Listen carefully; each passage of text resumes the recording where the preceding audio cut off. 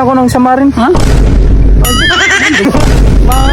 Hello, isang magandang blessings na naman ngayon dahil maaraw kahit mainit, okay lang dahil mahangin at relaxing. Ayan nga, makikita nyo dito sa farm, nag-uumpisa na mag-ayos. At ayan nga, nakaka-relax dahil maraming puno na malalaki, sobrang hangin dito. At ngayon guys, ay hahanapin natin dito si Kuya Idihing. Dahil nalaman ko na naman na siya ay natamaing ng kahing pagputuling niya ng sangahing. Ayan nga. Ibuying, saan ka puntahin? Ay, sa katungganing.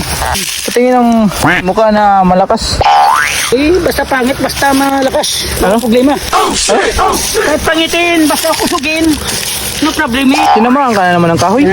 Dito, napitikan. Saan? Dito, kanina sa katungganing. Patingin ako ng samarin. Ha?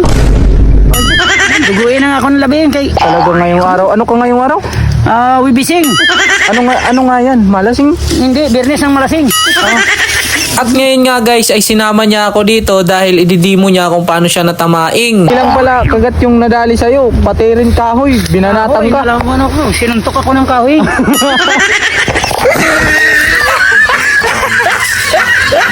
Sinuntokin? Matindihing ah.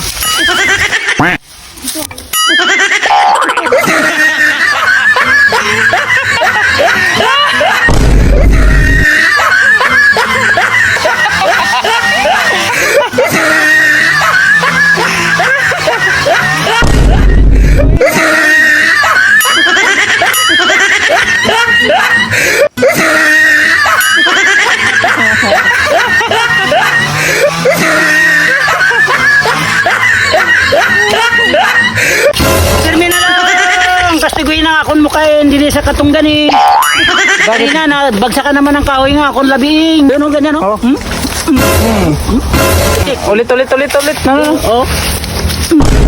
Naman. Saan tinang? Ano yan, taguin, no? May patanguin, ha? Muntik na matanggal yung tanga. Tanggal yan yung tango, oras. Tanggal? Ay parang buhaya ka na ngayon. Ganyan lang buhaya, basta okay lang.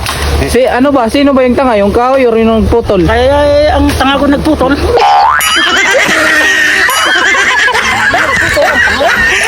Nagkautol talaga yung tanga. Tangahin si Eddie Buing. Ay, tanggal lang akong tangahin. Tangahin sino? Eddie Buing. Tangahin. Iputuli ang kahoy, napitikan nun.